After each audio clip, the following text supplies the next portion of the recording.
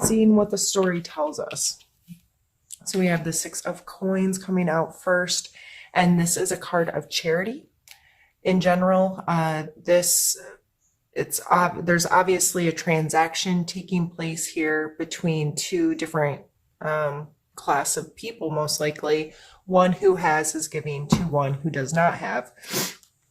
So this card to me always comes with a big warning, and it following renewal of peace. I feel like that's what I need to share with you today. And the warning is, do not give what you do not have to give away, and do not take more than you need. That's how we can keep our scales balanced in our life, right? So if you're looking for a renewal of peace, more likely than not, you've been giving away things you did not have to give away. So you may be giving time, resources, energy, all of those things to someone or something that you just don't have to give away because you're not taking care of yourself properly, or you're not thinking long term how this could negatively affect you. Now, charity is a beautiful thing, and it's something most of us need to do more of in our life, to selflessly give to others and try to support our community in a selfless way. However, a lot of us can't say no to people and end up getting ourselves in situations where we're giving more than we have to give, and it starts to negatively affect us. Whether, like I said, a lot of times it doesn't have to be financial. This card, it's showing a monetary exchange. But in general readings like this, I like to concentrate more on the overall energy. So this may not directly be a financial situation. It may very well be just resources in general, time, energy, focus, thoughts, feelings. What are you giving to people that you just can't anymore? So coming out in the beginning of this reading with renewal of peace, I believe that should be a big focus for you for the month of September. Is reevaluating that and coming to a better understanding of what real charity is. And are you giving to people that shouldn't be asking? Are you giving to people that don't really need? Are you giving what you don't have to give away in the first place? And then we have the Nine of Coins. So I call her my fancy lady. Like every time I see this card, my brain says she's so fancy. But this card isn't necessarily about having like fancy or luxurious things. It's about finding value and comfort in the space that you have. So like she has her coins beautifully displayed there, and she's surrounded by luxurious things. So this is finding comfort in your space, appreciating what you have, making sure the things that surround you have true value to you. They're not just in your life because of like consumerism or those kinds of things. So it seems like the month of September may very well be focused on your physical space, your monetary things, your material things, things you possess in general. So this may be a really good time for you to do kind of a fall cleaning. And I know it's not fall yet, and I'm not trying to wish summer away, but it's coming soon. So it may be a good time to take a good look at what's in your home and in your space, clear out things that don't serve you or don't create value and comfort in your life.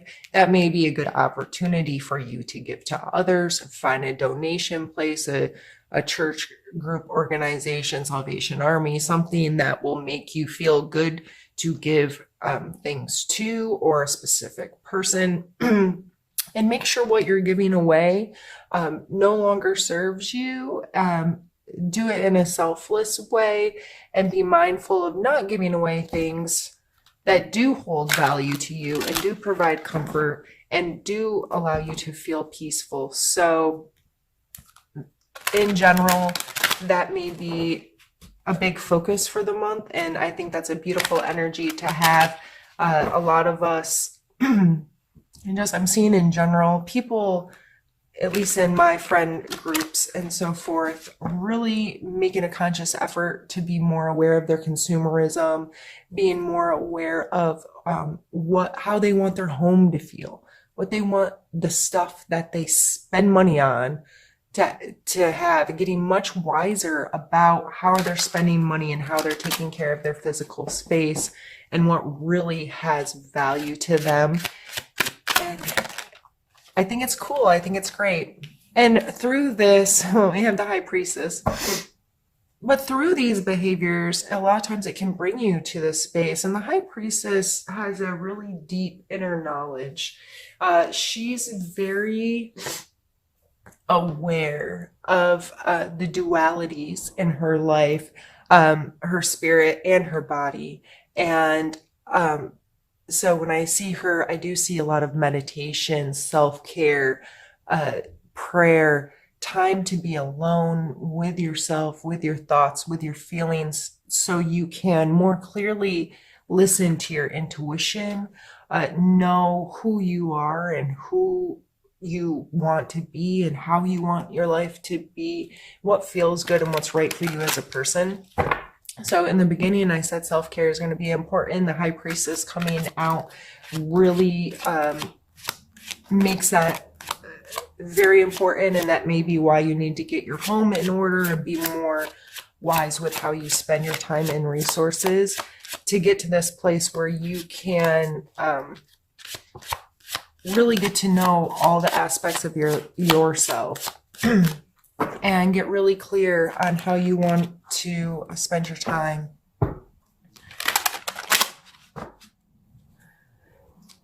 Now, if prayer and meditation and those kinds of things aren't your style, sorry, my lighting just changed. I have a light that's on a motion sensor, and to be quite frank, I forget about it until it goes off when I have the camera turned on or something.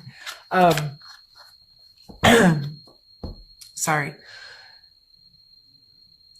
Self-care. That's what I was saying, I believe. If meditation and prayer is not something that you already do, I'm sure you have a way of unplugging. Do you exercise or garden or, whatever that is, that's kind of your thing. And if you don't have a thing like that, that doesn't include being plugged in to TV or the internet or something, I would highly suggest finding a thing and just taking time, even if it's just taking a hot bath for 15 minutes a day without an electronic running. So many of us, music has become so portable and a part of our lives. It's like we carry around the soundtrack with us wherever we go. And I love music, and I believe music is a very healthy, important part of the human experience. However, I think we're in this age where all of us are plugged into something all the time, and we have these outside influences constantly bombarding our brain. And it may be really important for you to find time to unplug and just listen to your own thoughts and feelings for a while, Gemini.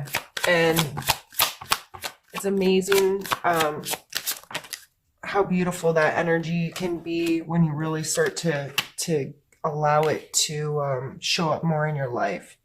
Our next two cards are the Three of Coins. So we're very coin heavy, again, physical world stuff, and the Six of Swords. So with the Three of Coins, this card to me really brings in a lot of energies of teamwork, compromise, this idea of pulling together of resources.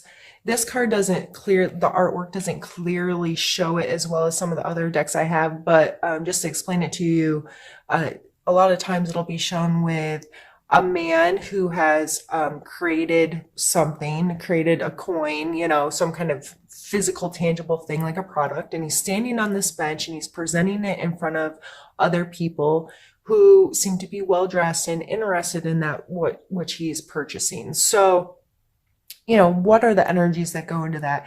Having the foresight to put in work and to be able to proudly present this to other people and to have other people interested and the kind of people that would be able to help further this, because it's only a 3, right? And these numbers go from 1 to 10, technically 0, but so this is kind of like a beginning process kind of card. And this is a being willing to put yourself out there in your physical world, and communicate with the right kind of people that are going to help progress whatever this is.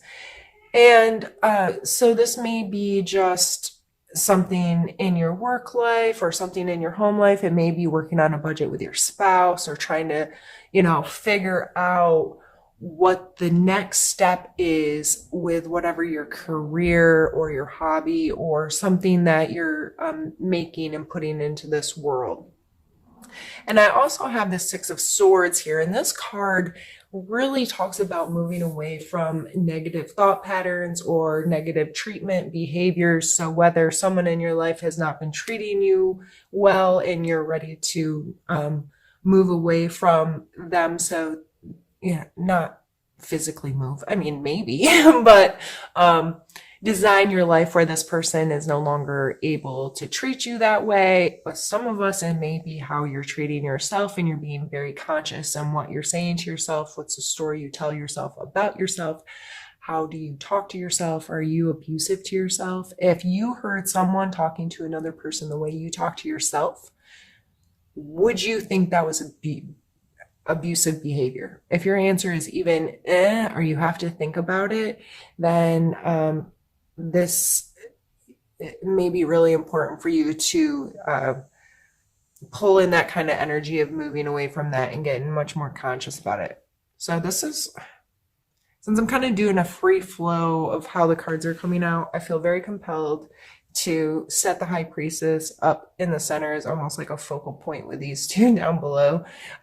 It's just how my brain works. So if you ever see me moving cards around and stuff, when I look at the cards, it's kind of like an ink blot test at a psychologist's office or whatever, where the very first thing it makes me think of is important, and I just expand on kind of the definitions of the cards and what the most important thing about that, what was the forefront, what it made me think of first, and that's what I need to talk about.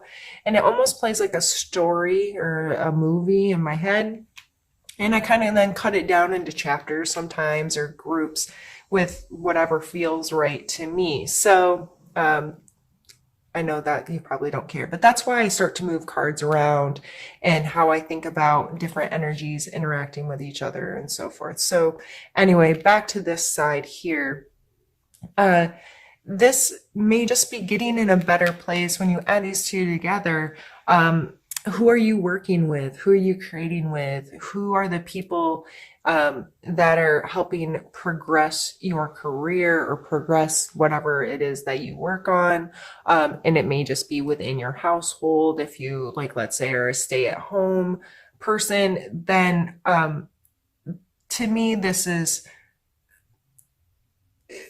being smarter about who you're working with and negating negative behaviors, whether that's from yourself or someone else, but treating yourself well, having some confidence in yourself, being mindful that you need other people sometimes to progress a situation and make it grow.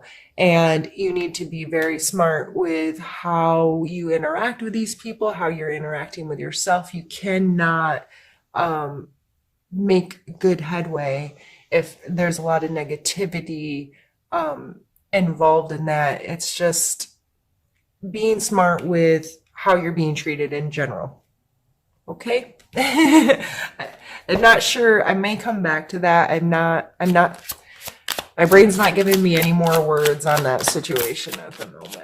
So, 4 of Cups.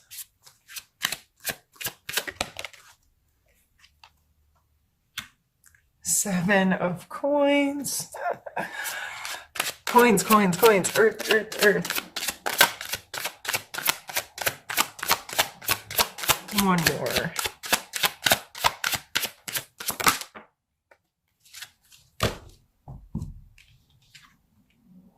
And the death card. So the Four of Cups here, you may notice he looks a little pouty.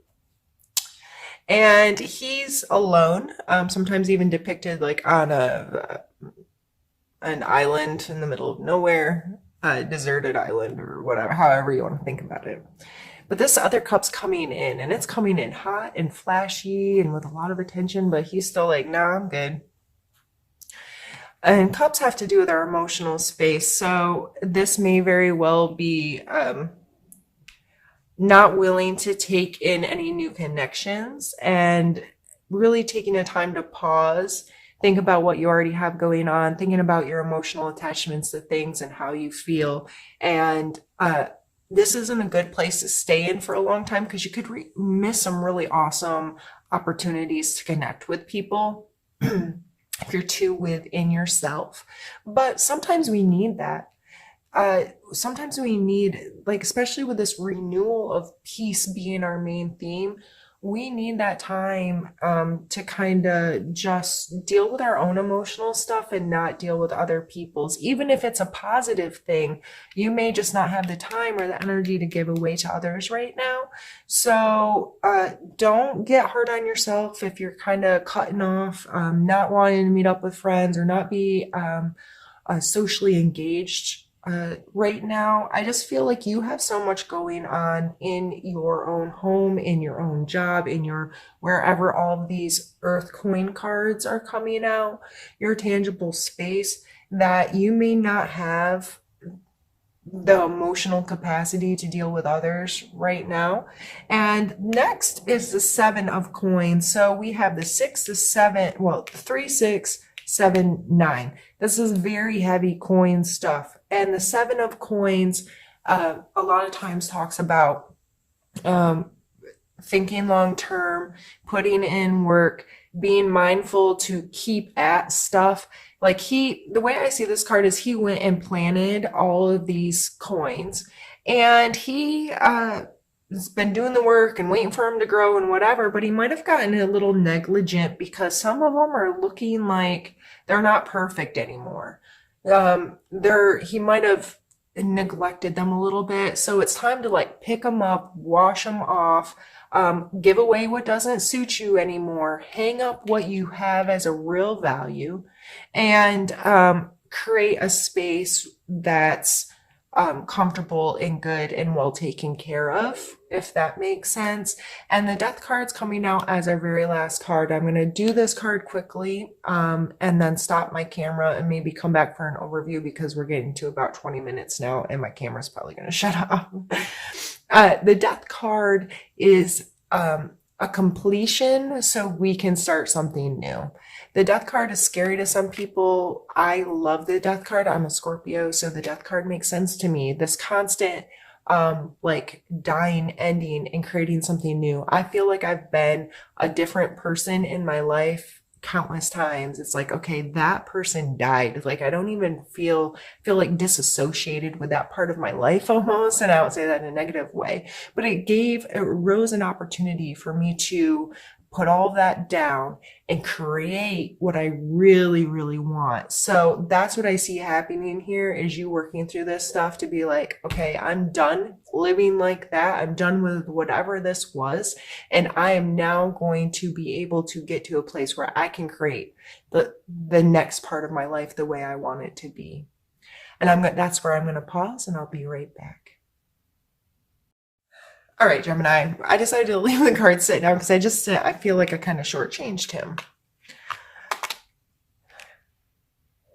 This is like creating this new life after something's come to a completion. That's when something gets the opportunity to start again. There's never really an end, right? It's just a cycle. It's got to come all the way back to that very, very But that's where the beginning is again. So please, Gemini, don't be scared of this. You shouldn't be. You're a Gemini. I think you get this a little bit. Geminis and Scorpios seem to have a mutual understanding about duality and some of these complex emotional things where we have to really get through something and really complete it and start something fresh. So overall, like I said, we had mostly cup cards, a sword card, or not a cup card. Sorry, I was looking at that one. Coin cards, a cup card, and a sword card. So, this is a very tangible world month for you. And don't beat yourself up too much mentally or emotionally. I think overall, getting your physical space in good running order will lend to you being able to get more here, more aligned with your intuition, with your true self, with your deeper self. Okay, let's start in the physical world. Things I can physically control. I can organize my space. I can take care of my space. And if my emotions and my thought processes aren't there, getting my physical space in check and taken care of and feeling really good is going to help lend itself to me getting to this peace where, okay, that's one less stress I have to deal with. Now I'm going to take some time for my mental health or my emotional health and those kinds of things.